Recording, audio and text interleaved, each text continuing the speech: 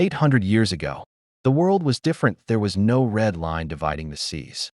There were no celestial dragons calling themselves gods. And there was no empty throne hiding a shadow king.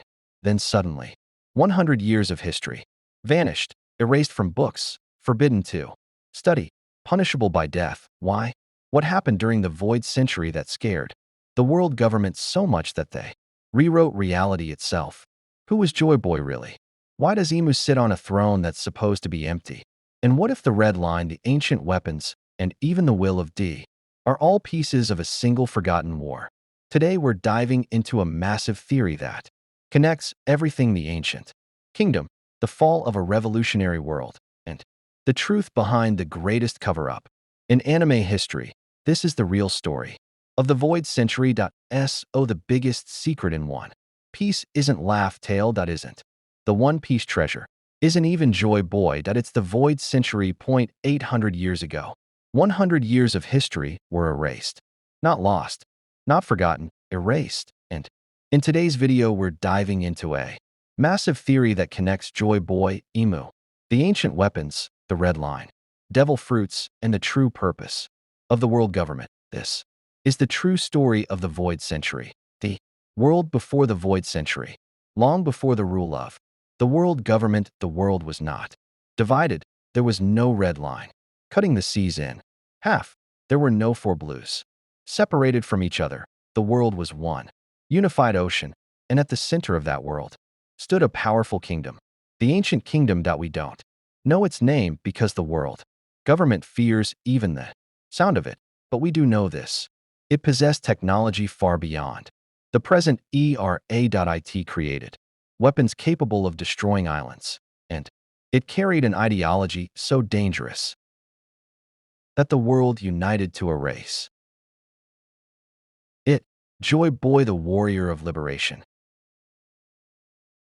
At the heart of this kingdom stood a man, Joy Boy, not just a hero, not just a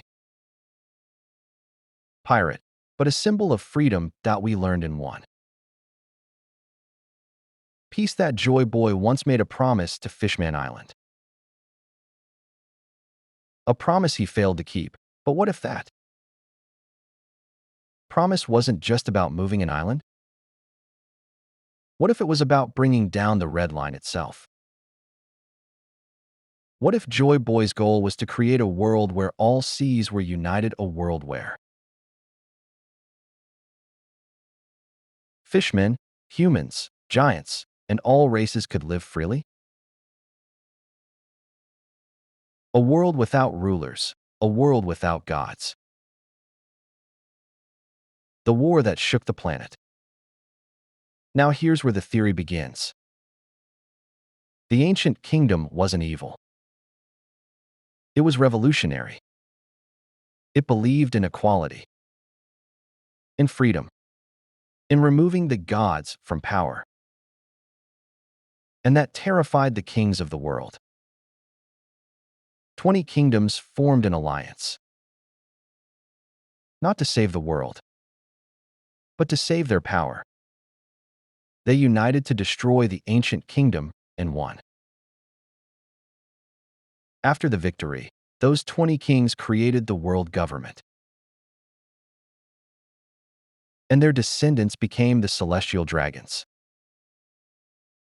Self-proclaimed gods, living above the world, literally, on top of the red line in Mary Geos. The red line was artificial. Here's the core of this theory. The red line is not natural. It was created during the Void Century. Using one of the ancient weapons, possibly Uranus, the Alliance reshaped the planet itself. They split the seas. They divided the world. They isolated cultures. They prevented unity. Why? Because unity is power. And Joy Boy's ideology was spreading. By dividing the oceans into East Blue, West Blue, North Blue, and South Blue, they stopped global communication. By placing Mary Geos at the top of the red line, they made themselves literal gods. The world was reshaped to suppress freedom. Emu, the Shadow King. Now let's talk about the biggest mystery. Emu, the ruler of the world. The one sitting on the empty throne. The one who erased Lelugia Kingdom from existence. What if Emu was originally one of the 20 kings? But not just any king, the leader of the alliance. And here's the crazy part. What if Imu is immortal because of the Ope no Mi's eternal youth surgery? That would explain how someone from 800 years ago still rules today. Imu didn't just defeat Joy Boy. Imu erased his name, erased his kingdom, erased his era. But here's the twist. If Joy Boy had the Nika fruit, the sun god fruit, then Imu represents the opposite. Darkness, control, silence, sun versus shadow, freedom versus order, laughter versus fear, the meaning of the D. Another massive piece of the Void Century puzzle is the will of D. Gold Roger, Monkey D, Luffy, Trafalgar D, Waterlaw. The D carriers are always enemies of the gods. The celestial dragons call them natural enemies. What if the D stands for the name of the ancient kingdom? Or perhaps dawn, because the Void Century was the night, and Joy Boy was waiting for the dawn. Roger laughed when he reached Laugh Tale. Why? Because he discovered the truth. He learned that Joy Boy's plan was unfinished, and he was too early. The ancient weapons. Poseidon, the power to command sea kings. Pluton, a battleship capable of mass destruction.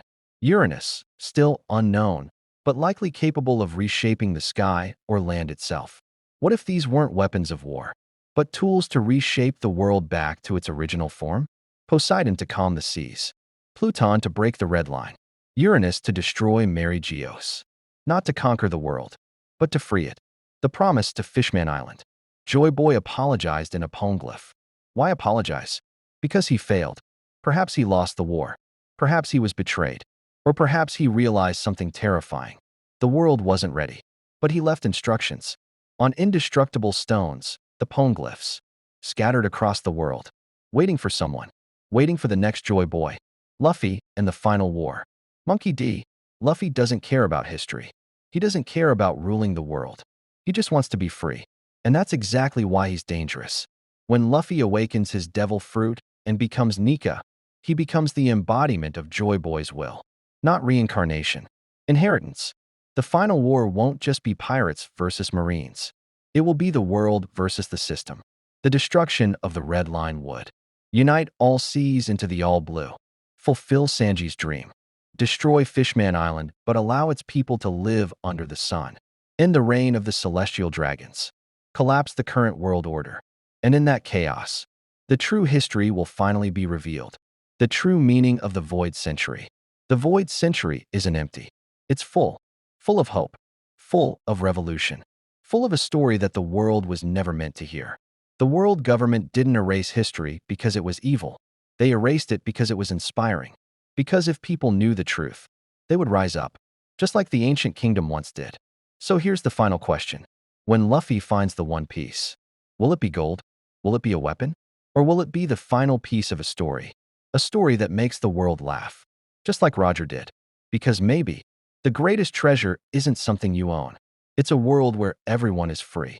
And the Void Century was just the night before the dawn. If you enjoyed this deep dive theory, imagine what Oda is cooking for the final saga. Because the truth of the Void Century is coming. And when it does, the world of One Piece will never be the same again. The Void Century was never just missing history. It was a revolution that failed. A kingdom that dreamed of equality. A warrior who carried the sun on his back. And a ruler who chose control over freedom. The world government didn't erase the past because it was dark. They erased it because it inspired hope. And now, 800 years later, a boy with a straw hat is laughing in the face of the world's so-called gods. Monkey D. Luffy doesn't want to rule. He doesn't want a throne. He wants freedom. And that's exactly why he might be the one to finish what Joy Boy started. If the red line falls, if the seas unite, if the true history is revealed, then the Void Century won't be empty anymore. It will become the dawn of a new world. And when that moment comes, the entire world of One Piece will change forever. Because the night is almost over, and the sun is about to rise.